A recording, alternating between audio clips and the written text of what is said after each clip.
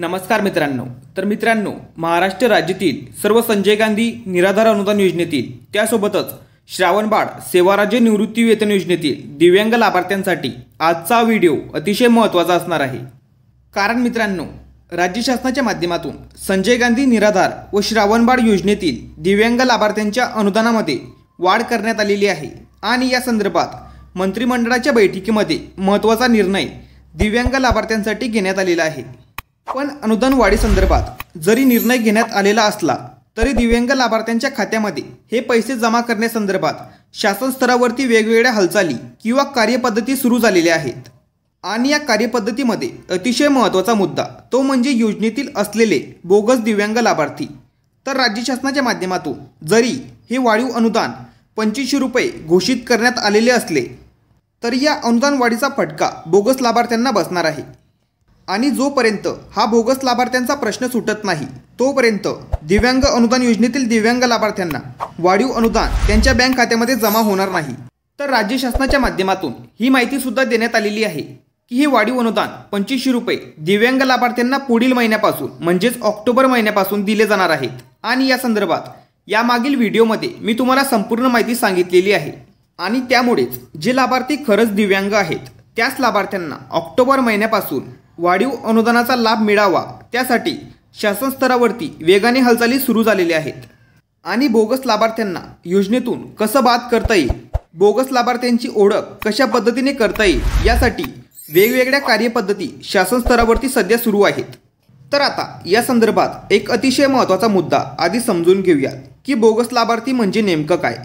तर या ठिकाणी अतिशय महत्त्वाचा पॉईंट म्हणजे बोगस दिव्यांग म्हणजे जो व्यक्ती खऱ्या अर्थाने दिव्यांग नसतो तरीही स्वतःला दिव्यांग असल्याचे भासवून शासकीय योजना, अनुदान, शिष्यवृत्ती किंवा नोकरीतील आरक्षणाचा लाभ घेतो। यामध्ये सवलती आणि इतर फायदे मिळविणे देखील समाविष्ट आहे। तर अशा प्रकारचे लाभार्थी हे बोगस दिव्यांग आहेत, म्हणजेच चुकीच्या पद्धतीने दिव्यांग प्रमाणपत्र व इतर कागदपत्रे मिळवून स्वतःला दिव्यांग सिद्ध करून ते व्यक्ती वेगवेगळ्या योजनांचा, सवलतींचा लाभ घेतात। ते व्यक्ती हे खरे दिव्यांग नाही आहेत।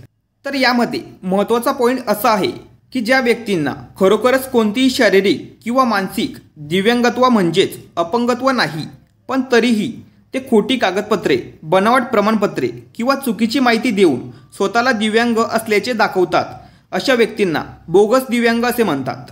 थोडक्यात जे लोक अपंग नसूनही अपंगत्वाचा खोटा दावा करतात ते बोगस दिव्यांग आहेत। तर यामध्ये तुम्ही जर येत असाल तर यापुढे तुम्हाला या योजनेचा लाभ घेता येणार नाही, कारण आता सर्व दिव्यांग लाभार्थींची पडताळणी केली जाणार आणि बोगस दिव्यांग व्यक्तींना योजनेतून बाद केलं जाणार आहे। आणि खऱ्या दिव्यांग लाभार्थ्यांमध्ये सुद्धा दिव्यांगत्वाचे 2 प्रकार पडतात। तर पहिलं म्हणजे जन्मापासून दिव्यांग असलेले व्यक्ती आणि दुसरं म्हणजे अपघातानंतर दिव्यांग झालेले व्यक्ती। तर यामध्ये शासन काही भेदभाव करणार का, तर याबद्दल मी महत्त्वाचे 2 पॉईंट तुम्हाला सांगतोय, ते व्यवस्थित समजून घ्या। तर दिव्यांगांचे 2 प्रकार पडतात। तर यामध्ये जन्मापासून असलेली दिव्यांगता, तर ही दिव्यांगता जन्मापासूनच असते, जसे की ऐकू न येणे म्हणजेच बहिरेपणा, बोलण्यात दोष, मानसिक दिव्यांगता म्हणजेच बुद्धीची कमतरता किंवा दृष्टीदोष म्हणजेच आंधळेपणा किंवा कमी दिसणे। त्यानंतर दुसरा प्रकार म्हणजे अपघातानंतर झालेली दिव्यांगता। तर ही दिव्यांगता एखाद्या अपघातामुळे किंवा घटनेमुळे होते, जसे की रस्ते अपघात झालेली दुखापत, कामाच्या ठिकाणी झालेली गंभीर दुखापत, पडल्यामुळे होणारी इजा, विजेचा धक्का लागणे किंवा भाजल्यामुळे हातपाय गमावणे। तर जे व्यक्ती एखाद्या अपघातामुळे किंवा घटनेमुळे दिव्यांग झालेले आहेत तर ते व्यक्तीसुद्धा दिव्यांगांमध्ये येतात। तर या 2 प्रकारचे दिव्यांग व्यक्ती हे खरे दिव्यांग आहेत। जर तुम्ही जन्मापासून दिव्यांग नसाल पण तुम्ही एखाद्या अपघातामुळे किंवा एखाद्या घटनेमुळे तुम्ही जर दिव्यांग झाले असाल तरीही तुम्हाला या योजनेचा लाभ पुढे पण मिळणार आहे। तर वाढीव अनुदान हे जे खरे दिव्यांग आहेत त्या दिव्यांग लाभार्थ्यांना ऑक्टोबर महिन्यापासून मिळणार आहे आणि ज्या दिव्यांग लाभार्थ्यांनी ऑनलाईन पद्धतीने UDID कार्ड बनवले नसेल तर तुम्हाला वाढीव अनुदान 2500 रुपये मिळणार नाही। तर अशा पद्धतीने संजय गांधी निराधार व श्रावणबाळ योजनेतील दिव्यांग लाभार्थ्यांच्या अनुदान वाढी संदर्भात ही होती एक महत्त्वाची अपडेट। जर तुमचे काही प्रश्न असतील तर नक्की कमेंट करून सांगायचे। महत्त्वपूर्ण हा व्हिडिओ सर्वांना शेअर करा आणि चॅनलवरती जर नवीन असाल तर चॅनलला सबस्क्राईब करा. अशाच महत्त्वपूर्ण माहितीसह व्हिडिओ आपल्या चॅनलवरती येत असतात.